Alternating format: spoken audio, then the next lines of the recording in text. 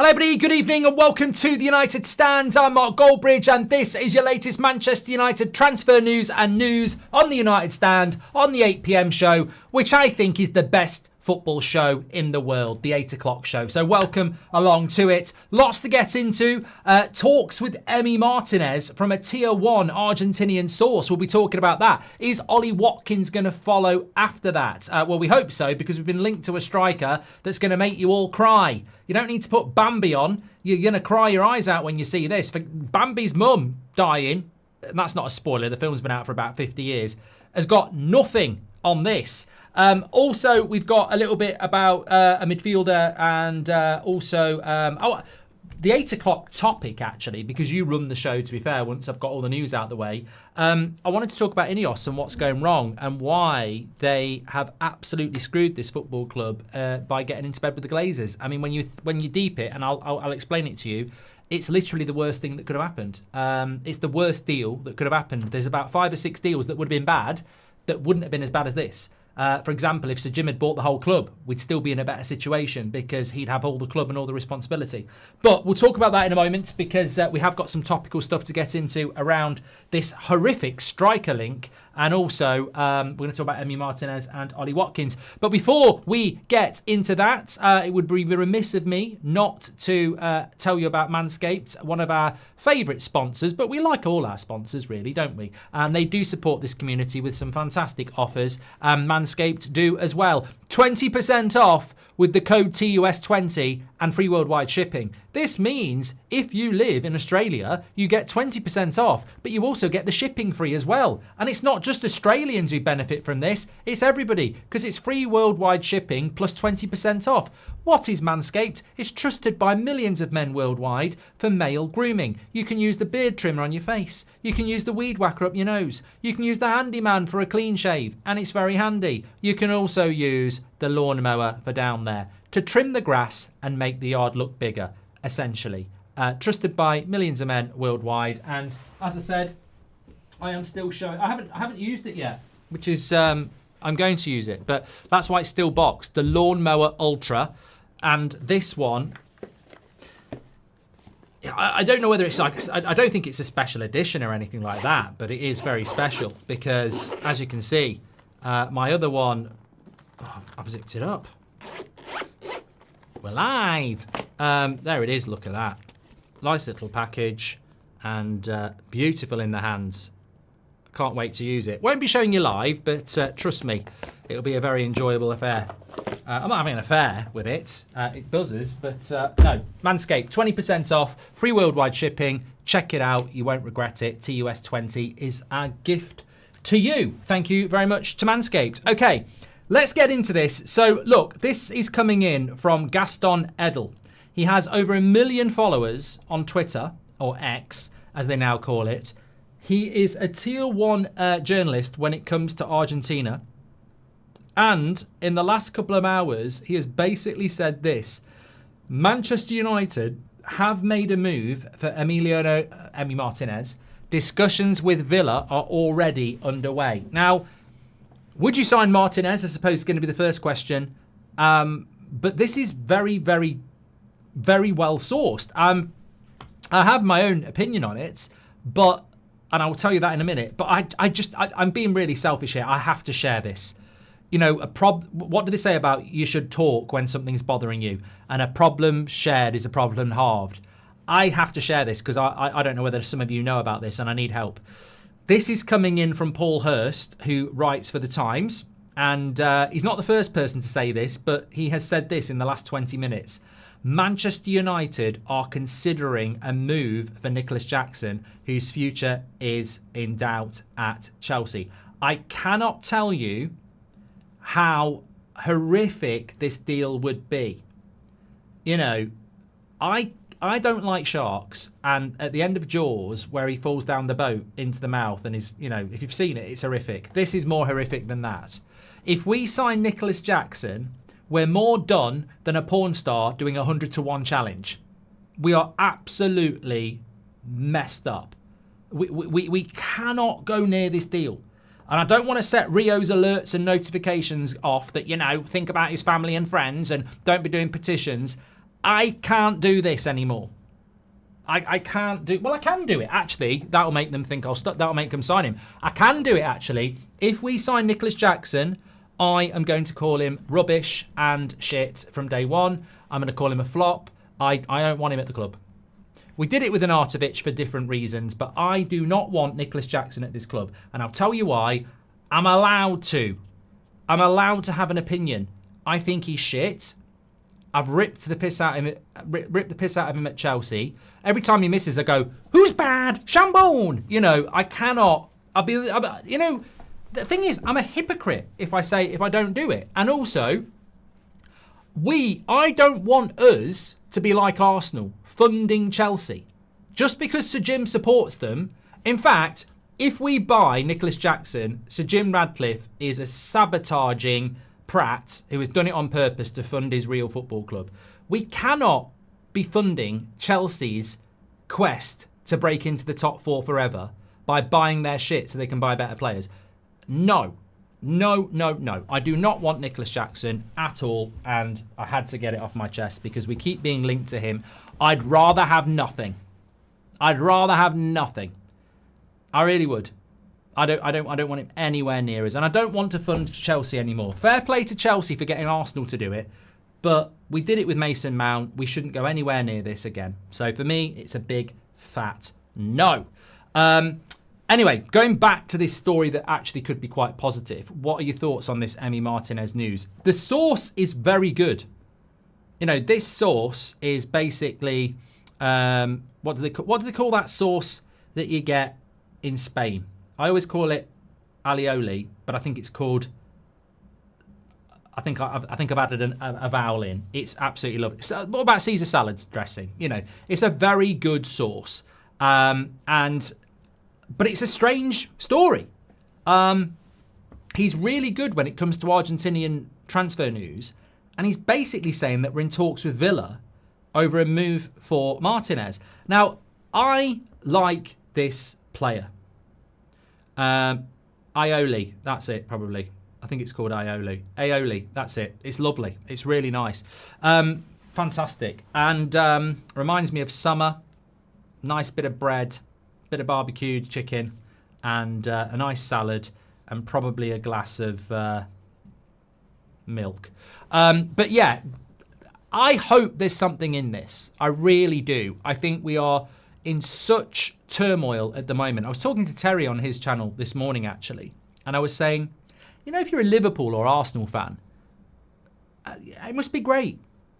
3 or 4 stories a day for about 6 weeks. Like, there is something happening every single day. Now think of Man United. Every single day, it's Mbeumo. It's Mbeumo. It's Mbeumo. And I would love there to be something in this. I, obviously, am very, very angry with Manchester United, and we'll talk about Ineos in a moment or two. But all I want is Man United to win. I backed Amorim to the end of last season. I thought we were going to win that Europa League. I want us to win. I want Manchester United to win. I don't want us to fail. I moan about it when we fail, but I want us to win. And from this point, if we could get Ollie Watkins, Emi Martinez, Mbeumo, and we've got Cunha, I'll take that. At least it gives me something to go into the new season with. I don't know whether it will be enough, but it gives me some hope instead of no hope. And at the moment, I have no hope in Manchester United's next season. But if we could have Emi Martinez, Watkins, Cunha, and Mbeumo, I'd go into next season and go, you know, maybe there's a chance of a scraping 5th. Let's have a go. It's still not a very good summer transfer window, but let's have a go. I don't think we're going to get anywhere near that. I really, really don't. And that, I suppose, is a real stark reminder of how bad it is. Because Watkins, Emi Martinez, Mbeumo, and Cunha, I'd go, we might have a chance. We won't do that from this point. We won't.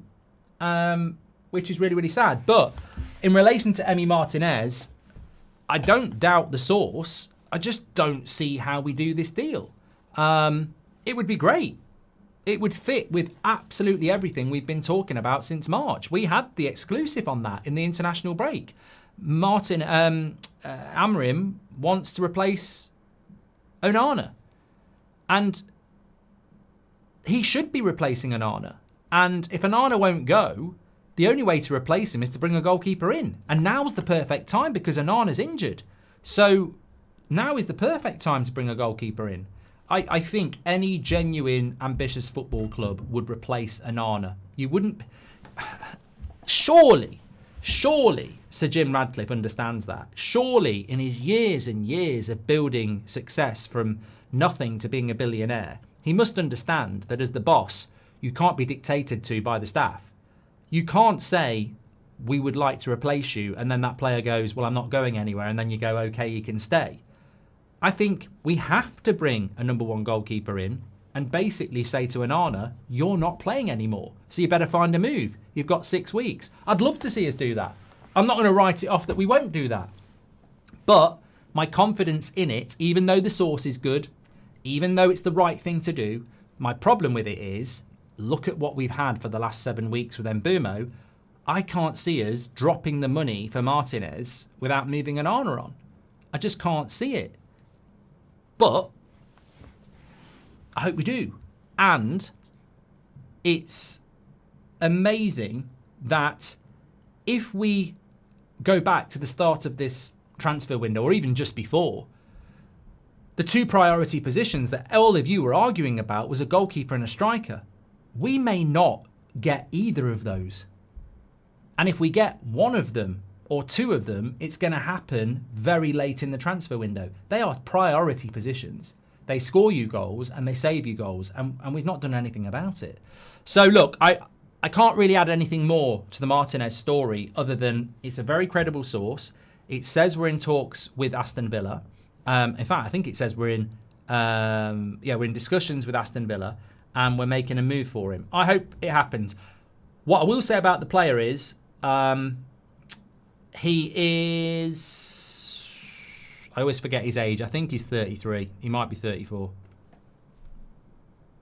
He's 32. So he's 33 in September. That's not a problem for me. He's very, very experienced. You saw what he did in the World Cup. I mean, you talk about Messi winning the World Cup for Argentina. It was him who kept them in it. And I just think I'm older than a lot of you. And I remember Schmeichel being replaced by Bosnich, Villa goalkeeper. It was a nightmare. Barthez was a nightmare. Tim Howard, Ray Carroll weren't that good either. Then Van der Sar came along. Then we got De Gea, who was a bit of a nightmare at the start. Then he established himself, and we've not really replaced him either. We've had 3 good goalkeepers in my lifetime at Manchester United. We're talking 40 years. So I understand how many goalkeepers struggle under the pressure of Manchester United. So Emi Martinez has the aura, he has the mentality, he has the experience, and he has the ability.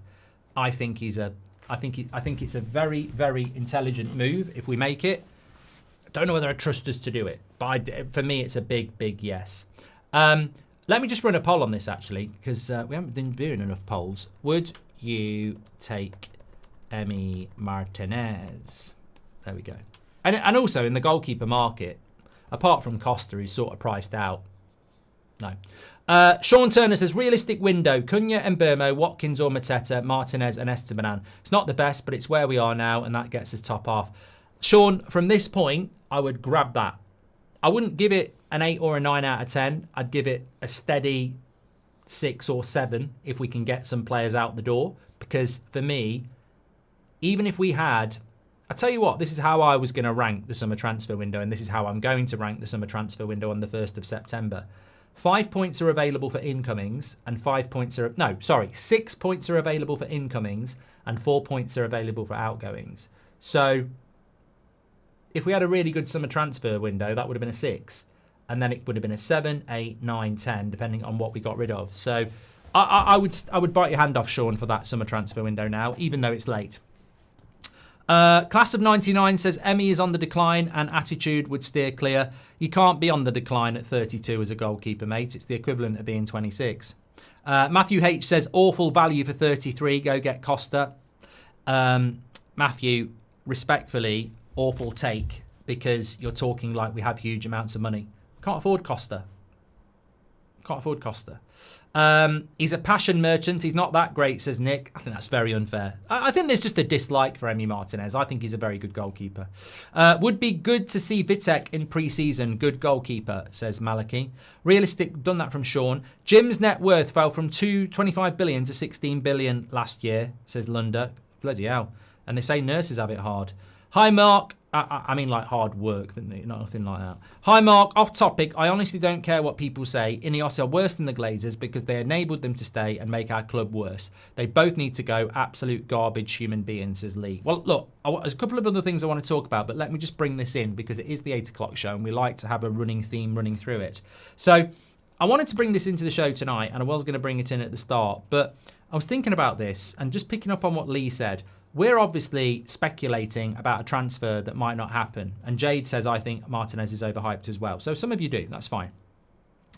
If we didn't have that breaking news, we'd still be sat here going, what the hell's going on with Mbeumo? We're not in talks with anybody else. Nobody's leaving. I think Juventus are about to buy Conceição, which might stop them going for Sancho. So nobody's leaving. Nobody's coming in. We'd all be very, very fed up. And I'm sure some of us still are very, very fed up.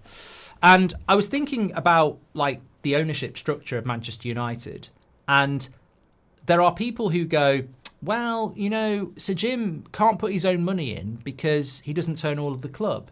If you didn't own all of the football club, why would you throw all your money in to benefit the people who do own the majority and won't put money in? And this is a great point until you figure out, well, nobody forced him to buy 28%. Nobody forced him to buy a minor stake in the football club and be beholden to the Glazers. And it got me thinking, and it's not rocket science, but this is quite comfortably the worst thing that could have happened to Manchester United. Because all Sir Jim Ratcliffe had to do is say, no, I'm not going to do it. And for some reason, maybe greed, maybe vanity, he decided to do this. I said at the time, and a lot of people agreed with me, anybody who rescues the Glazers is an enemy of the football club. And people clipped me up for that when Sir Jim got the job because they were like, oh, look at you, are you going to change your mind? I went, no. I still believe that anybody that bails out the Glazers is an enemy of the football club. And no real Manchester United fan would do it, even though that's what Sir Jim Ratcliffe portrays himself to be. But when you break it down, he's made a bad call. He's living with the result of that bad call. But also, this is the worst possible scenario that Manchester United could have, because he saved them, but he can't put money in. He can't put money in. He can't remove them. And because he's British, he's absolutely immune to everything, because he's a local lad and he's got government connections. And the press won't really give him any stick. And he protects the Glazers with his passport. So we're in a bad position because of this ownership. And what I mean by that is, there was talk of an American, was it the Elliott Group or something like that? They were considering doing what Sir Jim did. Imagine Sir Jim Ratcliffe was replaced by the Elliott Group, who are an investment company from America. And imagine the last 18 months with the Glazers and a faceless American investment group sacking half the workforce, plans to knock Old Trafford down. They wouldn't have survived. They would not have survived. Sir Jim Ratcliffe gives the immunity for them to survive because of him being local British. Nobody else would have got away with bailing the Glazers out. It had to be a local Man United fan British. And he is. But he can't put his money in, even if he wants to, because he only owns 28%. Out of all the scenarios, the best one was full sale, new owners, no debt, money pumped in. Second best scenario was someone bails the Glazers out who is faceless and mercenary, and when they try to do what's happened over the 18 months, there'd be riots. Worst case scenario is British passport Sir Jim, local lad Man United fan, comes in, bails them out and does all the horrific things, but has the protection of being local lad Sir Jim Ratcliffe. I can't see a way out. I can't see a way out. I think this is, and I also can't think of a worse scenario. In fact, if the Glazers had stayed in charge, I think they would have had to sell. I think this was the perfect scenario for the Glazers. I think it was the worst possible scenario for the fans. And I think we're in trouble. And I'd like to get some of your opinions on that at some point, because I don't think there was a worse scenario. As I said, if somebody non-British had bought into the club, they never would have got governmental backing for the regeneration project. If nobody had helped the Glazers out, they would have had to sell because they needed money. Worst case scenario. There is no scenario worse than this. It's horrific, and I think we're stuck with it for a very long time. And I think the legacy of Ineos bailing out the Glazers will be that was our opportunity. All they had to do was say no. All Sir Jim Ratcliffe had to do was say no, and they were done. That's basically what I'm saying. I'm basically saying Sir Jim Ratcliffe was the only person who could rescue the Glazers. There was nobody in the world who were going to get away with it. You had to be British, Knight of the Realm, government connection, and that's where he was the only person that could save them. There's nobody else out there that would have done it, could have done it. And if he hadn't rescued them, nobody would have done. And where would we be? It's a depressing thought. It really is. Anyway, thank you, Nick Lee, because you drew me down that road. The one thing that plays into our hands in the less games where we're going to play, not watched for a few days as the United news is depressing, says Reese. Why? Sorry, you're saying that the one thing that plays into our hands is less games we're going to play. Yes and no, Reese. I think, well, probably no, actually. I think this is a... Look, Ruben Amorim's first interview isn't until after the Leeds game, apparently. I don't know why. We normally... I don't know. I don't actually... This is really weird. Normally, Man United would have an interview this week. There is no interview this week. It's going to be in the United States after the... What's the first game? So we're not having an interview with him. It'd be very interesting to see if in that interview he's positive and he says what we got from the training ground last week. He's positive, he's optimistic, and he feels that not having transfers for pre-season isn't a big deal because he's going to have a pre-season every week. The problem with that is I don't agree with it. I actually don't agree that having time on the training ground in the week is going to be a huge advantage for us, because if your team's nowhere near as good as everybody else, having extra training ground doesn't matter. It's like having... No, I won't say that. It's rude. But it's like somebody who can't run very fast. It doesn't matter how much you try and coach them, they're not going to be able to run fast. It doesn't matter how many quicker people are doing a quicker race and how much time they have to rest and train. They're not going to catch up with them.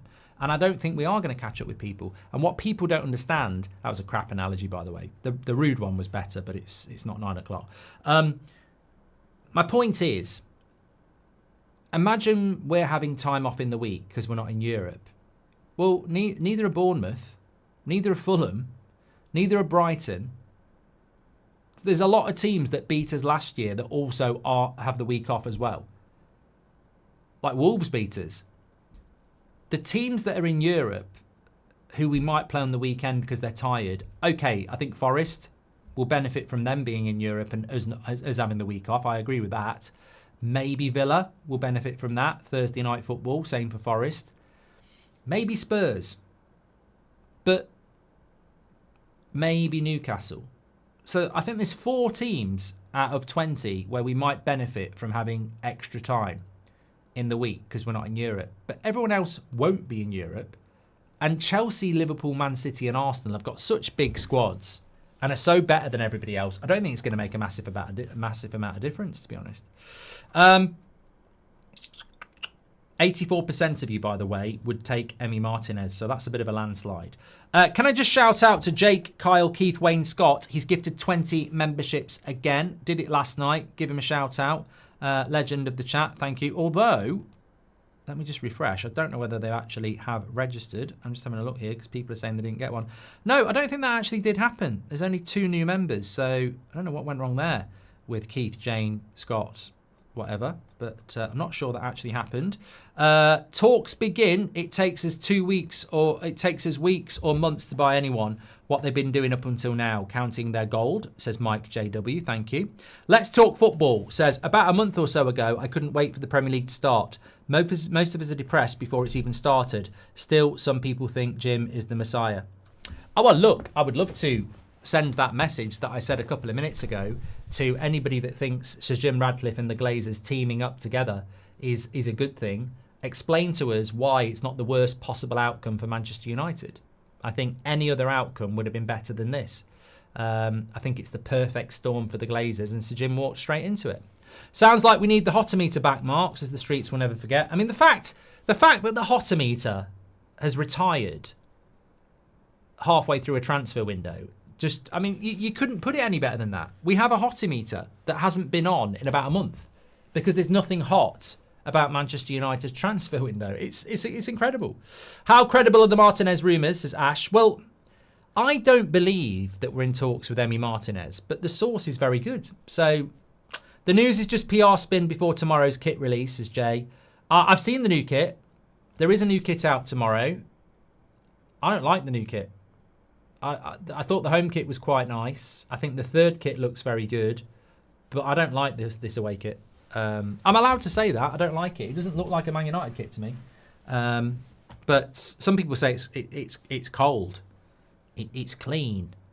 Should be bloody clean. It's a new kit. But no, not for me. Well, hey, the Stud Show at 8 p.m. is on, says Henry. I don't know what he's watching. I wonder how all our anti-sports washing fans are feeling about this transfer window. Hope you're enjoying your moral victory, says Julian. United fired me on FC25 for signing too many players, says Jose. I can't play FC25 anymore. I keep getting the sack. I'm doing well. I just keep getting the sack. Doesn't Martinez still miss the first 3 games of the season, says Callum? I don't know whether he misses the first 3 because it was 2 yellows, but I think he'll definitely miss the first 1. Means Mbeumo deal off, Garnacho, Jackson swap, says Steve Brown. Let's cry. I genuinely think if we sign Nicolas Jackson, there should be, the first 10 games should be cancelled. Protest. Gyökeres, here we go, will break my heart, says David Benson. He suits our system. No matter how calm Amorim says he is, he's bound to be wondering what's going on, says David. Well, you know what? I actually was... This is a couple of weeks old, but I don't think I ever mentioned it. I was reading an interview with a prominent Portuguese journalist about 2 weeks ago, and they were talking about Amorim's departure. I had to translate it, but they were talking about Amorim's departure from Sporting, and they were basically saying that, look, Gyökeres would have been an ideal signing, but it looked like he was going to Arsenal. Obviously, he has. Kenda would have been a player that Amorim would have said straight away, this is a youngster that fits what Man United's all about. He's going to be a superstar. Get him in. He's going to Chelsea. So those 2 things would have really pissed off Amorim because he built that team. He gave those players the platform, and he would walk out of Sporting saying to Man United, look, I know everything about that football club. Get me these players. But it also went on to say that there is another player at Sporting that he would also like, and that's Yumlin, the midfielder, who would embody everything about a midfield that Amorim would want, and he would adapt to the Premier League really, really well. We can't buy him because he's too expensive. And it got me thinking, so we bring a guy in from Sporting with a very distinctive style of play.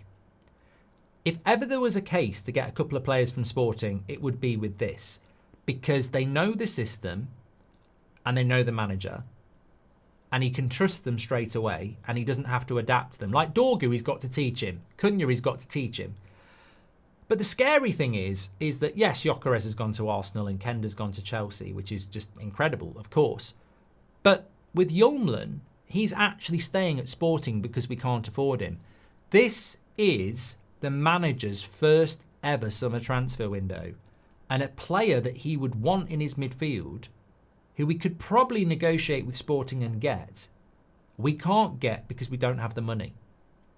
And that is a very sobering thought, isn't it? It's not just Gyökeres. It's not just Kenda. Yumlin would be a very good signing for this team as well. But we don't even have the money in the first summer. It's not like Mourinho when he wanted Perisic in summer 2 or 3, or Ten Hag when he wanted, players in summer 2 or 3. This is his first summer and we can't deliver players for him because we can't afford it. And it's not actually his fault. It's weird. It's really, really weird. Martinez, done that one from Matthew. Let me just catch up on some of these. Done that one from Release. Tom says, love you, Mark. If you had to choose a player to get on the back of the new kit, who would it be? Bruno's my favourite player, but I already have one, says Tom. I think Cunha. I think he's going to be the player for me, definitely. RB42 says, wouldn't it make more sense to trade Rashford for Ter Stegen? No, it makes no sense, RB. Thank you very much for your super chat. It makes no sense to trade players like Rashford or Garnacho in swap deals because we need their pure profit. The whole point and attraction of moving Rashford or Garnacho on is so that we can get pure profit.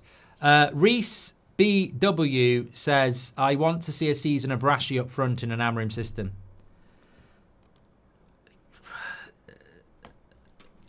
No words. No words. I don't. I don't think he's a striker for a start. I think he's got no physicality. I think he's good at chasing long balls over the top, but I think with his back to goal, he's got very little going on.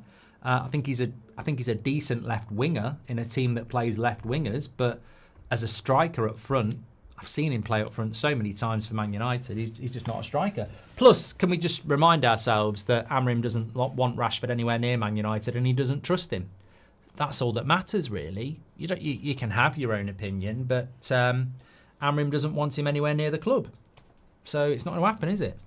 And Deebwa says, if we got a better keeper but not a striker tier 1 or vice versa, what would be your opinion? What would be better? We might have enough goals in us to do okay. 2 bad options. Sorry, Glazeronomics. So basically you're saying if you had to choose between a goalkeeper and a striker. Well, I was asked this about last week and I said I'm not going to do it because it gives the Glazers a way out. We are sort of approaching it now. So, I mean, we might get neither. So if I had to take one, I would say the goalkeeper is very important. Yeah, I'd say the goalkeeper is really important because there's no confidence in the goalkeeper from the defence. So, yeah, I think that for me would be the one. Done that one. Let me catch up. Doesn't do that.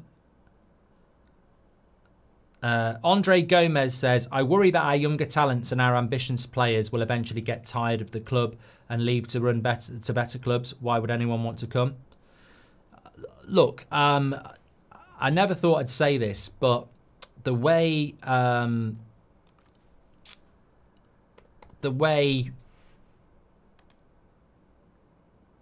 why are people saying justice for RB42? We've read his comment. Okay, I'm just going to ignore that.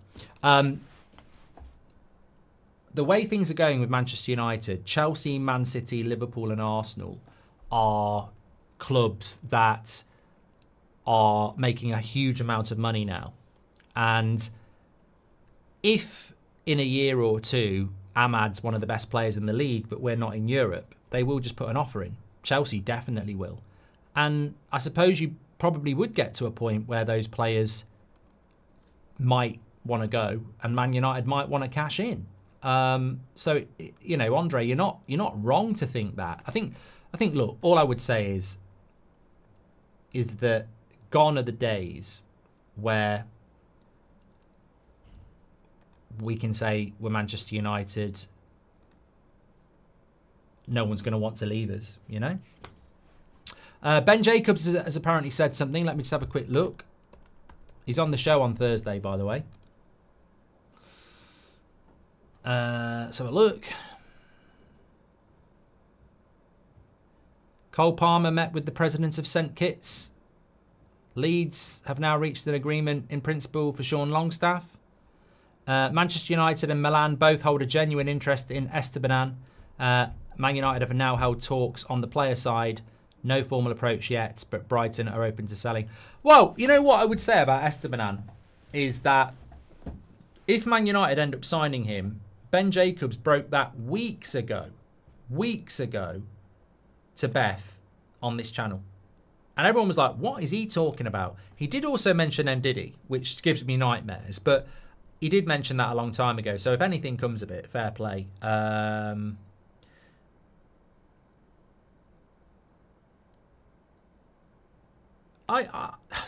like Esteban. I think he had a weird season at Brighton last year, though. Yeah. Do you think it's a season for our youth players, says Seth? No, hope not. I don't think this team needs young players in it. I think it needs experience. Would you play Cunha as a striker and move Bruno up, says Slow Sports News? No. No. I mean, it's like picking a spoon up out your drawer to eat your soup with. Did I say spoon? No. That would be very good. Did I say spoon or fork? Because if I said spoon, I got that completely wrong. It's like picking a fork out of the drawer when you've got a spoon there to eat your soup with. Like, use the spoon. Like, Cunha is so good in the advanced stage behind the striker. I think putting him as the striker, he could probably do a good job there, but you'd miss out on loads of what he's good at because he can't do it. It's like putting Rashford up front. Rashford's better off the left wing. He might be able to do a job up front, but he's better off the left wing. And if you put Cunha up front, he might be able to do a job for you, but he's better as a number 10. And we definitely didn't plan on doing this, by the way. Samir says, we broke, says Samir. Emily Derry's in the house. We were told United were a vanity project. We assumed the vanity was football. It is becoming obvious the vanity was profit, says Emily. I genuinely do not think Sir Jim Radcliffe would have bought Man United if he wasn't told about that regeneration project. I don't think he'd have done it. Ten Hag has crippled this club. He's Ten Hag. Michael. Ten Hag has crippled this club. He set us back years. Basically lit 600 million on fire and sold better players than he's bought in. Going to take years. Ten Hag is responsible for Manchester United. This is why the Glazers prosper. I mean, look. Ten Hag made mistakes. David De Gea was a terrible, terrible mistake. Anthony was a mistake. But Ten Hag is not responsible for where Manchester United are, mate. Far from it. Far from it. It's not crazy to say Jackson would somehow be an upgrade on our striking options. That's why I'd take it over nothing, says Matthew. Oh, my God. From Michael to Matthew, it's getting worse. So, Matthew, you're the sort of person that would rather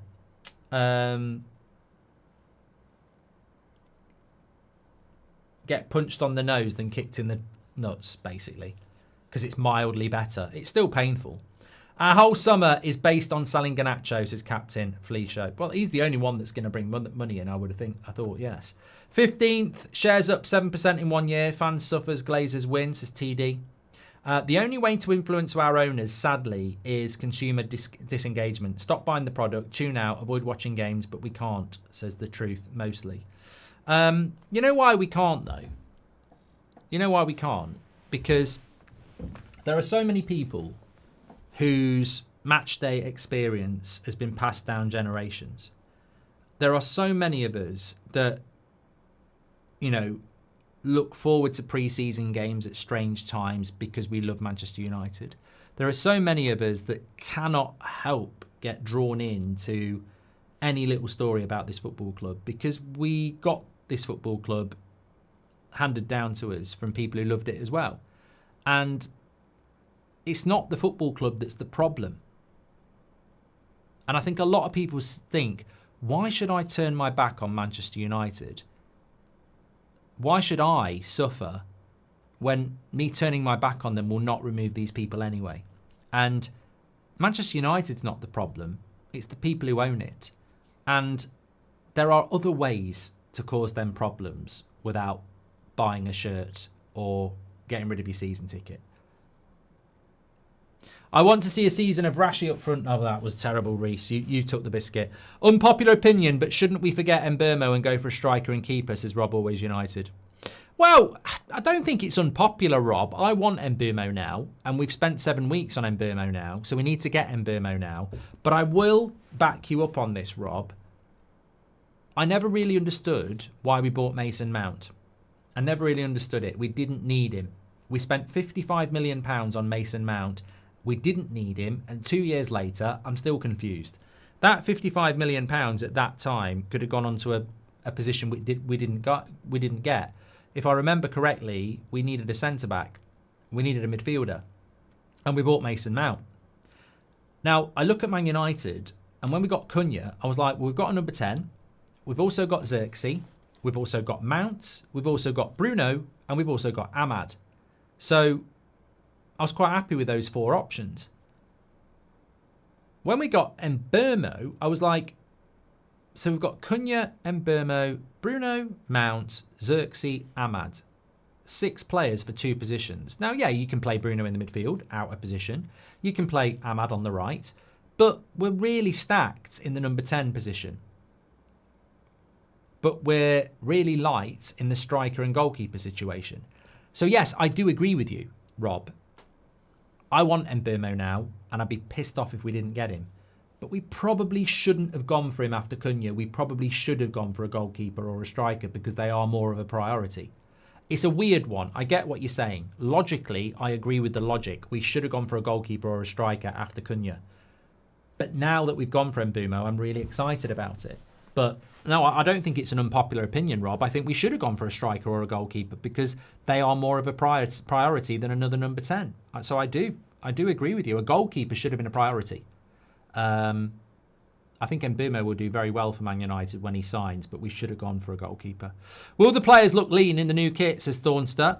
And Paul Clancy said, would you swap Garnacho for Martinez and Watkins? Well, look, the reason we mentioned Watkins next, and the reason he's on the thumbnail is because the noise coming out from Old Trafford and certain journalists is that if Man United are going for a striker, Watkins is still the name that you shouldn't move away from. It doesn't mean we're going to get him, but he still is the only striker that Man United have held talks with that is in anywhere near close to United signing a striker. There is nobody else. Like, there is nothing is happening with Sesko. Nothing is happening with Ekitike. Calvert-Lewin, Nicolas Jackson, I don't believe at all. Watkins is the only one that's viable at the moment. But it's weird because Aston Villa have done nothing in the transfer window. Nothing. Absolutely nothing. I think they've brought a 34-year-old goalkeeper today who is basically a reserve goalkeeper. So it's weird because Emery wants to replace Martinez and Watkins 100%. And Watkins and Martinez want to leave 100%. But Villa are a little bit like Man United. They can't sell and they can't buy. So I would keep an eye on those, but whether we would swap Garnacho with them,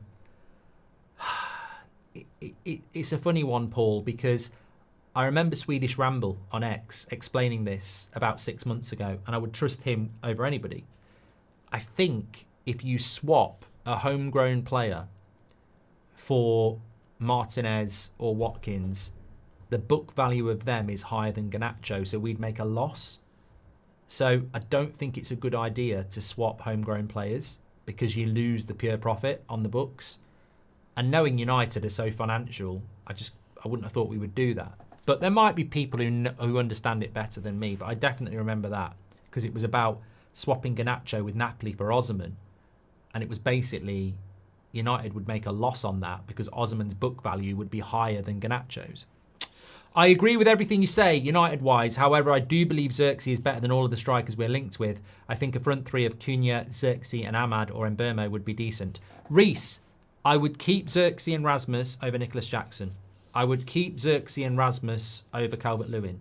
I would keep Xerxes and Rasmus over Callum Wilson. I would keep Xerxes and Rasmus over Mitrovic. I would take Watkins. I would take Watkins. Michael Branley says, today was my father's funeral. Sorry to hear that. I met cousins I hadn't seen in many years. We're all Liverpool, but we all appreciate the work you do. Thanks for all, says Michael Branley. Wow. So I got mentioned at the funeral from Liverpool fans. And you're a Liverpool fan watching our channel. So, look, I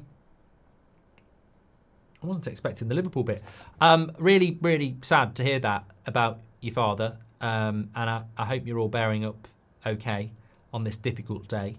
And thanks for watching. Look, we do get people watching the United Stand who are not Man United fans. They really like the community, and I think that's a testament to the live chat and the people who watch. We do have people who tune in and say this is a much better type of content than we get from our own channels. So yeah, take it as a compliment. And thank you very much, Michael, for sharing that on this very difficult day. Obviously, thoughts with you and your family.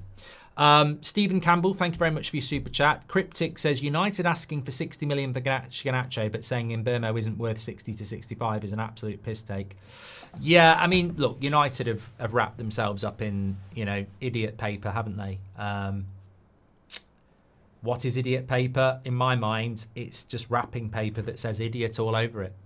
And they basically then they sellotape themselves up, and they're just an idiot present.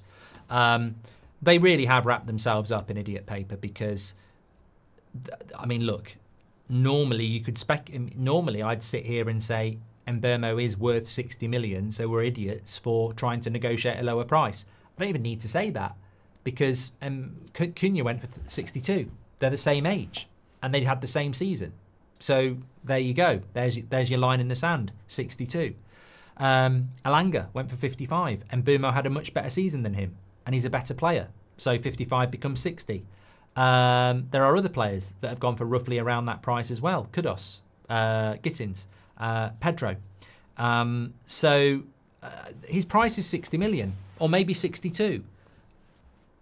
And we're negotiating. And then, as you say, we're asking for 60 for Garnacho, who's 20 and hasn't had a Premier League season like Mbeumo, who's Premier League proven. So, yeah, we've got no justification for not paying 60 million or not offering 60 million. Look, if we offer 60 million, I mean, I saw Laurie Whitwell today. I saw a clip from Laurie Whitwell saying Man United have basically offered 62 million. No, we haven't. That's just pure client journalism. I'm sorry, Laurie. You're wrong. We haven't offered 62 million.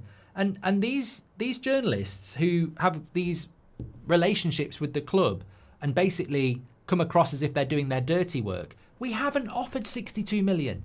And it's said there, Man United have basically offered 62 million for Cunha, for Mbeumo. No, we haven't. We haven't offered 62 million. We've offered 55. Because the only amount that matters is 55, because that's set in stone. The 7.5 in add-ons may never happen. If Mbeumo signs for Manchester United for 55 million plus 7.5 in add-ons, and then in his first season he's absolutely shit, and then he breaks his leg and never plays for us again, and we have to sell him, Brentford only ever get 55. And this is what people don't realise about add-ons. They'll go, well, they're easily achievable, so it is 62.5. No, it's not. It's 55. Because you never know what's going to happen after the player signs to stop those add-ons being hit. We have not offered 62.5. We've offered 55. And people who are saying we've offered 62.5 are just, basically giving free PR to the club. It's not true. We've offered 55. And I tell you what, I meant to say this on Terry's video today.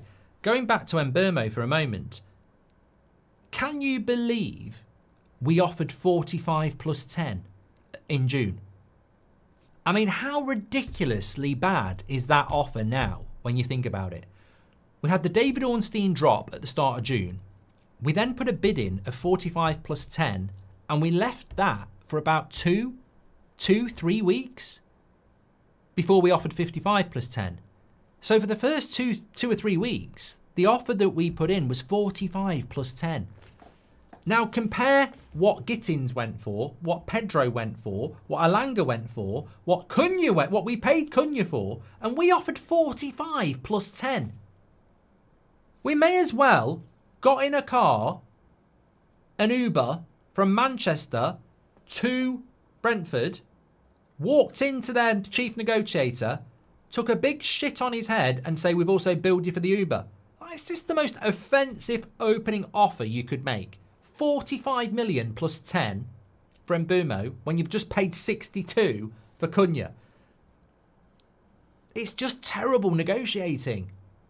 And nobody's really ever mentioned that. Like, that first opening offer was horrendous. Absolutely horrendous. No logic. And that was the first 3 weeks of the deal. That's where 3 weeks went. Putting in an offer of 45 plus 10. Madness. Madness. Stephen Barnum says, I worry that your take on the no ownership is bang on. Honestly, can't see this ending anytime soon. Dark days ahead. Look, the take I'm talking about here, if anybody didn't hear it, is that there is nothing worse that could have happened to us when the Glazers put the club up for sale than a British person with good connections with the government and a local Man United fan buying in and keeping them safe. Nobody else was going to be able to get in with the Glazers and protect them. And Sir Jim and his connections to Manchester United, Manchester, the UK and the government have just been a dream ticket for them. And it's not going to end. It's all about that regeneration project and then, you know, however many years. I just don't know. My only hope is that they turn into good, you know, like Cinderella. I'm hoping that they're going to turn into like really good owners at some point. Mark, I know it's boring, but why has no one else put out an update on Brian? And do you think we will buy anyone else? Says Bignell. Because Ornstein's the GOAT. Ornstein's been given the info from the club, I think. I don't know that, but I think David Ornstein's update is from somebody very close to the club because it was so detailed and it basically lowered expectations. That's what that update this morning basically did. It's not close. So that I don't think anybody else. I don't think Fabrizio spoke about it today. Jacob, thank you. Welcome to Members Club. And JB says, if we can get Mbeumo and Martinez, that's really decent since we don't have the fund. Amorim already translates his idea last year with the players, not his, says JB. Evening, Mark. Can you see a Here We Go alongside the kit release tomorrow, says Dave. No. I think that David Ornstein's information would be wrong if we signed Mbeumo tomorrow because he basically said it's not close. So no, I don't see it happening tomorrow. We might see a Kobbie Mainoo new contract, like a new signing.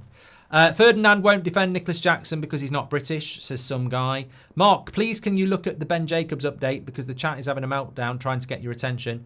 Yeah, that was the Espinal thing, James, wasn't it? Thank you. Gems. Called you James Gems. Unacceptable. Sorry for that, Gems. One of our moderators who do a fantastic job. Did you see the post about signing Xerxes a year ago? Says Pro. No. Pro Blocks, no. Would things be different if Qatar bought 28%, says Brandon? They wouldn't have bought 28%. That's such a good question because Qatar would not have bought 28%. They wanted to own the whole club or nothing. They wouldn't do that. They didn't want to buy 28%. They wanted to have the club and own the club and do what they wanted to do. Which, you know, Sir Jim, at the end of the day, Champers, he went from 100% to 50% to 28%. Jim supports United. I don't buy it. He's caused so much damage to the club. Damaged us when he bailed them out and still doing it, says Mike. Invest should have paid off debt or no invest, says the Boffman. Can we not call him Sir? Isn't that an honour, says La Familia, which he's earned. He's been given it. Mark, Jim put 158 million into Manchester United, says Jason. Yeah, Terry was on about this today. What does he want? Applause. I mean, Jason, I'm really glad again that you've said this. Apparently he put 300 million pounds in. So what? The debt's 800 million. The club needs about 2 billion spending on it. It's piss. It's rubbish. Now, I know 300 million pounds a lot of money, but it's not enough. It's not enough. I and many other people wanted the Glazers out, the debt gone, and investment. That would have meant about 2 billion going in because the debt would cost you about 1 billion and you need another 1 billion of investment and a stadium. So I'm not going to sit here and go, oh, but Sir Jim's put 150 million in. Or Sir Jim's put 300 million in. It's crap. It doesn't touch the sides. It's a gimmick. It's not enough. It's nowhere near enough. It doesn't do anything. And I'm not going to applaud it because he rescued the Glazers. So you've rescued the Glazers and you put 300 million in. Oh, thank you. Oh, amazing. Build him a statue. No, it's not enough. It was never going to be enough. And people talk about it like it's well, he has done this, but we wanted the debt gone. We wanted owners who were going to pump money in. And unfortunately, the bidding starts at 2 billion of that, not 300 million. Transfer strategy is cutting off nose to spite face, as simply read. I'll take Nunez. Always look like a United player, says Slot King. I actually would take Darwin Nunez. But he plays for Liverpool, so you can't. Why can't we just bring David De Gea back, says Hare? I don't know why. I don't know. We've never been linked to that. If Liverpool sell Diaz, they will be on Brentford's doorstep the next day. It concerns me, says Dave. They won't. They won't. They'll go and get bloody Rodrigo, mate. I mean, Liverpool's transfer window could be... I don't think this will happen, but imagine this transfer window. Kirkes, Frimpong, Guehi, Wirtz, Isak, Rodrigo. And that's when you're Premier League winners. We never did a summer transfer window like that when we won the league. I mean, bloody hell. Then again, you look at Arsenal's summer transfer window finishing second. Gyökeres, Eze, Madueke, Zubimendi, Norgard, Mascara, Kepa. I mean, and this is a team that finished second. Like, I've never known a summer like it. I've never known teams that finish in the top four basically go and buy 5 or 6 top quality players. Look at Chelsea. I won't remember them all. João Pedro, Liam Delap, Esteval, Gittins. There are more. There are definitely more. Even Man City's doesn't get mentioned. Renders, Shirky, Al-Nouri. They've had, I mean, Kenda as well for Chelsea, yeah, as well. How many points could Onana cost us, says Wakaz? It's hard to put a price on it, but easily 10 to 20. I think this will end up the best window in years, says Slot King.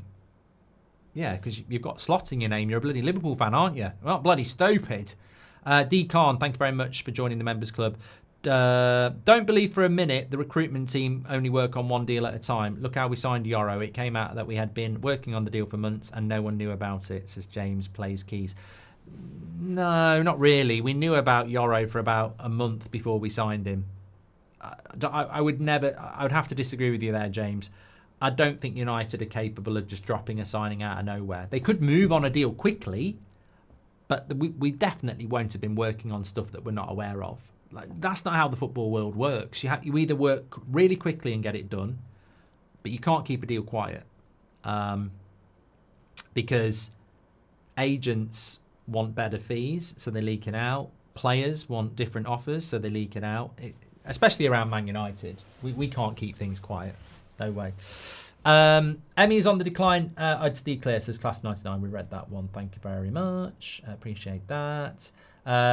Massive shout out to RB42 tonight, by the way, for his $199 comment. He said, wouldn't it make more sense to trade Rashford for Ter Stegen? As I said, a few people have mentioned Garnacho for Watkins.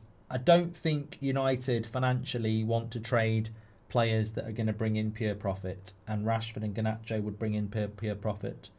But look, the great thing about Garnacho and Rashford is that we're off to Sweden on Friday to play this game, and then we're off to the United States for another 3 weeks. So Garnacho, Rashford, they're just stuck at home for 3 weeks. They can't impress Amorim and get back in his plans because they're not going to be part with it. Mark, it was briefed. Qatar bid failed because they failed part of the process. No proof of funds. Any truth to this? Paul, I don't think there's any point going back. They denied that was the case, but Glazers were never wanting to leave, so it's irrelevant anyway. They were always going to do a deal with somebody that would get into bed with them, and the Qatar bid was never going to do that. And Sir Jim did. So it wouldn't have mattered in the end. They were never going to sell. I would be happy for Amorim if he resigns, says Sybil. And I think £50.5... I think 55 total was a good offer. It's not like they were 40 million away. United go low, the fans complain. United go high, they complain. Rock and a hard place, says Brody. I think he's talking about Mbeumo. My answer to that, Brody, would be you might think 55 million is a fair offer. I'm Brentford. I don't think it is. So you say fans moan about us going low, fans moan about us going high. The only people that matter is Brentford, not you, not Man United, Brentford. I'm Brentford. I think 55 million is too low. Offer me 60 and let's see what happens. So if you think 55 is a good offer, that's great. But Brentford don't. And for the reasons we've already explained. Alanga went for 55. And Mbeumo's better. Cunha went for 62. You paid it. We don't want 55. Joe's gifted 5 memberships. Thank you very much, Joe. We had Murta Madness, says Lee Berman. Now it's Shampers Shambles. Shampers Shambles. Shampers. How is it these so-called best-in-class businessmen lack the most basic market analysis ability to understand that Mbeumo is actually worth 60 million, says Senor? I think they're just trying to save money, mate. I don't think that they would say to Mbeumo's face, we don't think you're worth 60. I think if Sir Jim Radcliffe was talking to him when he comes into the club, he'd probably sit him down and go, at the end of the day, Brian, I think you're worth 300 million. Champers. But, you know, at the end of the day, we're broke. So if I could have paid £45 million for you, I would have done it, you know. you get it, don't you? But, Champers. But, no. I think you're worth way more than £600 million. I really do. But I was just taking the piss out of Brentford, really. I mean, who are they? You know, who are they? Rubbish. You know, who watches them? You know, rubbish. I've just realised you scored a load of goals for them. But, you know, at the end of the day, you play for Manchester United now. And, you know, we're Manchester United. And we were trying to take the piss. But, I don't think he's worth it. I just think we're trying to save some money, really. What do you think the first lineup will be in the Premier League, says Reese? Well, hopefully Mbeumo will be in it. But at the moment, I mean, look. I think it's been a really good stream. I think there's positive elements that we might be looking at Martinez, etc. Hopefully that becomes true. Although I just get the feeling we'll get a story from Romano in an hour saying that we're not talking to Martinez, and that will be bang goes another dream. But I think it's a depressing thought to think about that first game of the season, because I think Arsenal, I keep thinking opening game of the season, sometimes there are shocks. I remember Brentford beating Arsenal a couple of years ago when they'd been newly promoted. It was a Friday night game. I've seen those sort of results. I remember Norwich beating Arsenal years ago and Coventry on the opening day at Highbury. So you can get these shocks on the opening game of the season. But then I think Raya's a good player. Saliba, Gabriel, Zubimendi, Declan Rice, Odegaard, Gyökeres, Saka, maybe Eze, and I think Bruno in the midfield, next to Casemiro, Xerxes up front, Ahmad and Cunha in behind, Dorgu and Delo as wing backs, Maguire, De Ligt, Yoro and Onana in goal. And I think we could win, but we're definitely not the better team. So, yeah, I don't like to think about what the starting lineup's going to be, because even with Mbeumo, we're still going to have some, what I would say, weak areas to that team. But I wouldn't be surprised if we won our first 3 games. Like, sometimes teams start off really well and have a shit season. I feel we're going to end up like Arsenal between 05 and 15, penny pinching and missing out in the transfer market to fund the new stadium. Sad times. Yeah, but they used to get 4th place every year, didn't they? Ineos August Masterclass, Champers, says Seth. Rashford world class before Ten Hag, back the academy, says Hambo. Mbeumo is like the Epstein list, never going to see it, says Rufio. Mark didn't want Southgate, stuck with Amorim, says Nicola. See, Mark, they've let us accept what is happening, says Ricardo. Call me crazy, I think there is a player in Jackson, says Ben. You're crazy. When we was at the show, I said to Beth that Xerxes will score 20 plus goals and he has a point to prove to get back into the international squad. How much did you have to drink when you said that, Slow Sports News? Xerxes won't score 20 goals. And he's not a bad player, but he won't score 20 goals. Like, that's not what he is. I think Xerxes... I wonder where Xerxes is going to play in this team, actually.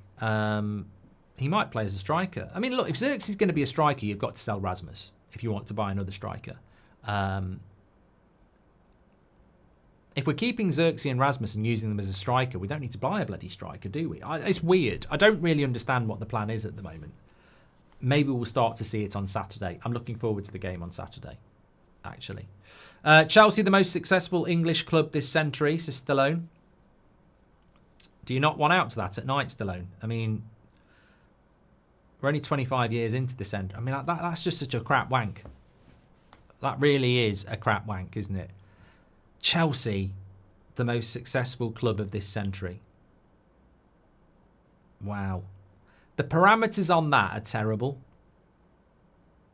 I mean, well done to Chelsea. I'm just saying, like, it's really... You walk down to a table full of football fans, slam your pint down and go, Chelsea have won more trophies than anyone else this century. I don't think everyone's going to go, wow. A Liverpool fan would say, but we've won more trophies than you altogether. I'm not knocking you, but I'm just saying it's a bit of a... Well, it's only 25 years in this century so far. Like, you know, I think it's better to say in your history or in the last 100 years, maybe 50 years, but 25... Look, Chelsea are on the up. I'm very jealous of them. I will say that. Anyway, thanks everyone for watching. Take care. I'll speak to you on the next one. Smash a like and subscribe. And now for the after show. I've ran over again. I keep talking for too bloody long. It's not going to be a long after show tonight. But I do want to tell you this. Last night, finished the show. Had a quick shower. It was hot. Made myself a cup of cocoa. Went to bed. Was waiting for Mrs. Goldbridge to come upstairs. She was finishing probably Love Island, actually. And I put the telly on, and they were doing something on telly that was shocking. They were doing Celebrity Shark Challenge. I mean, some of them I did recognise as celebrities. I forget who was in it.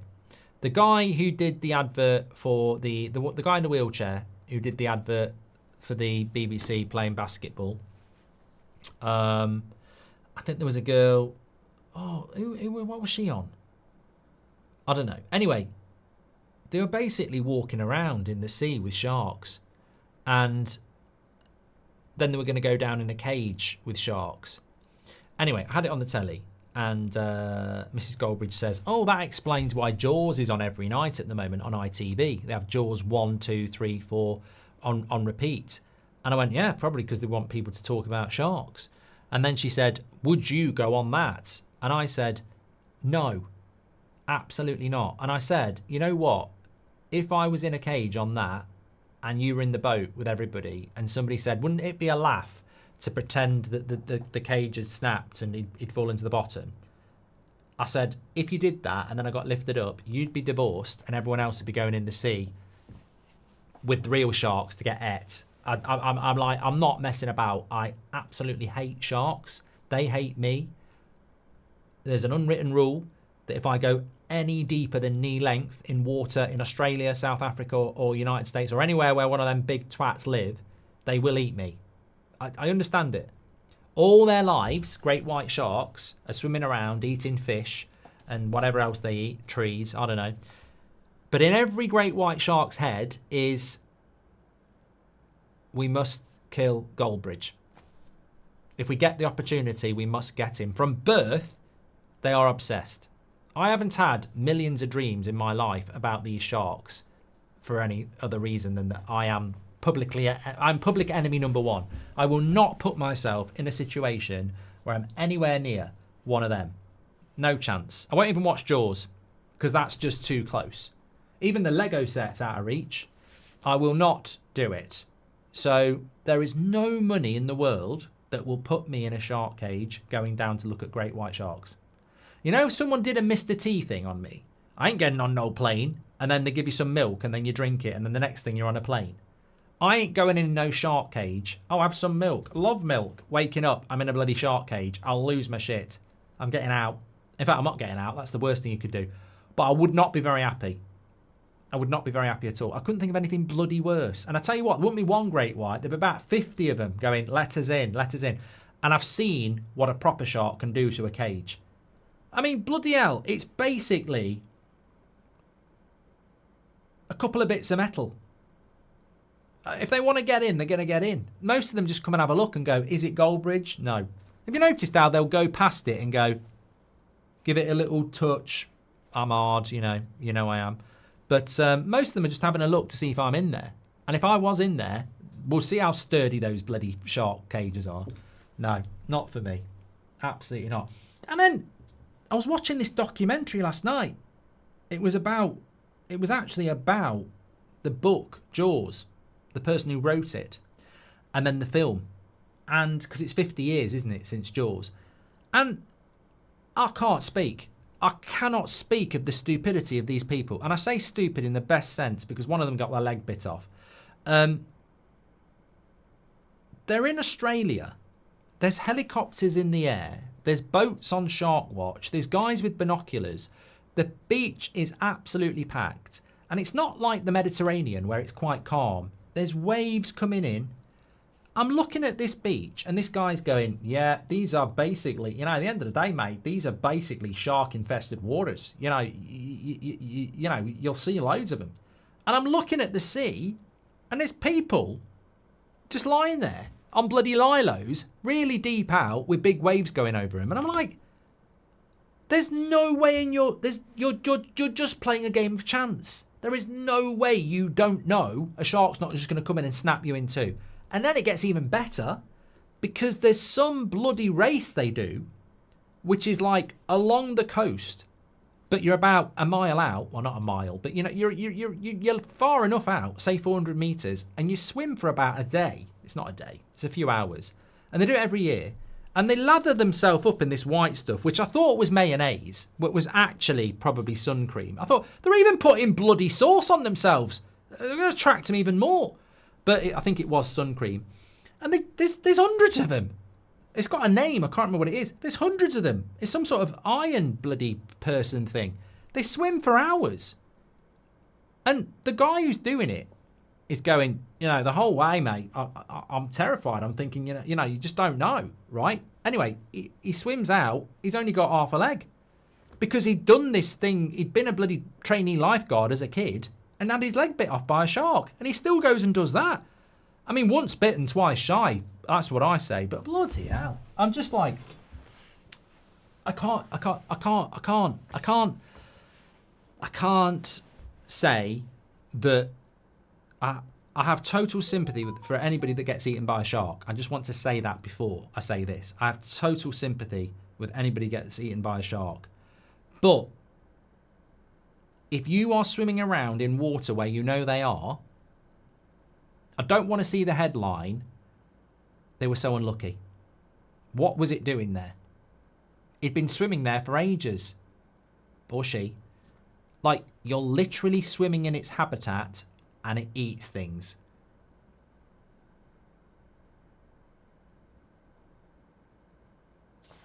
So, oh, what's this? I've just had a message from my agent.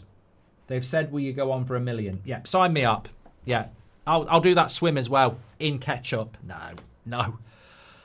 Mate, it's not, it's fear. It's unadulterated fear. I couldn't do it. I couldn't do it. At least I admit it. No, couldn't do it. PC Master says, do you think they do it from the excitement of possibly being eaten by a shark? They're probably right. They're probably swimming with a bloody stiffy and using it as a little oar going like that. There's probably people who actually do it for the thrill. They're the sort of people who deserve to get ate.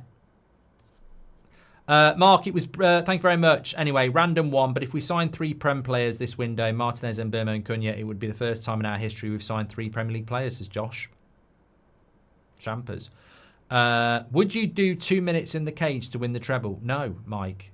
Absolutely not. You won't get me there. You wouldn't get me there willingly. No way. No way, Pedro. Why are you scared of them? Basically, my uncle, who's about 7 years older than me, because he was the youngest, my mum was the oldest, so it's a bit weird. But him and his mates sat me down in front of Jaws and made me watch it when I was 5. Up until 9, if someone played the Jaws music, I did physically shit myself. That's a joke. That's a joke. I don't want that out there.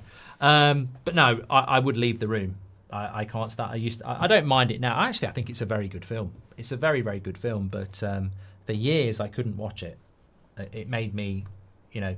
I remember this story on the local news. I've told it before, and I wasn't on the local news. But when the Jaws music used to come on, sometimes it would make me want to be physically sick from fear. I'd like go upstairs, put my hands in my ears, and go in the toilet, and I would feel sick. It's trauma. But I remember watching the local news when I was a kid. No, I wasn't a kid. When I was watching the local news a few years ago, and they had this woman on, and it was...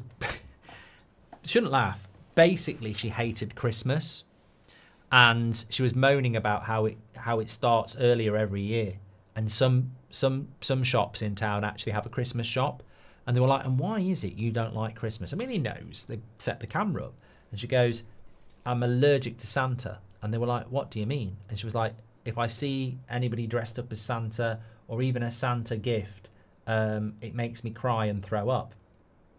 This was true. I've mentioned it before, and somebody said, oh, I saw that. Yeah, she basically started crying and sometimes threw up if she saw Santa.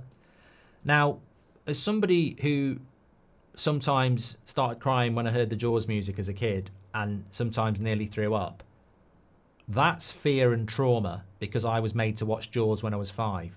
What happened to her?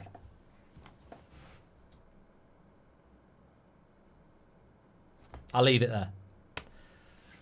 Exactly. Stewie just said Jesus. I don't think it was Jesus who did it. He that's the real Christmas. It was Santa. But yeah, something went wrong there, didn't it? And you know what? The worst thing about it was the guy with the microphone doing the interview was sort of doing it in a juvenile way. Oh, ha, ha, ha. And then, anyway, back to you in the studio. I hope you're not wearing a Santa outfit. And I was watching it going, I think she was probably abused by someone in a Santa outfit. Like, or something happened, you know. But they were making a big joke of it. Mark, can we all safely say you don't want to be of a nervous disposition following United? They need to come with a disclaimer, says Bounty Hunter. Mark, I've got to see you trying to get Mbeumo on FIFA to see if that deal could get done. You calling out Decore to Deitch was the funniest I've seen, says Black Wolf. I'm looking forward to the next AFC. I'm just going to wait for that now. But yeah, thanks everyone for watching. 17,000 of you stayed for the after show bit, which I always quite like. Do you think there's a chance we try and sign Sesko, says I'm Kenny? I think people are just throwing names out now. No, absolutely not. We went for Delap because he was cheap. We clearly didn't have a backup plan. Thanks everyone for watching. Stay safe. Absolute legends. Loving the 8 o'clock show. It is the best show. I'll see you on the morning show at 10 o'clock. Take care. There is a bit. Lee Berman says I got recommended the Deitch versus Goldbridge wrestling video the other day. There is a Deitch versus Goldbridge YouTube video from the wrestling game. I haven't watched it in ages, but it is out there. Thanks for watching. See you later.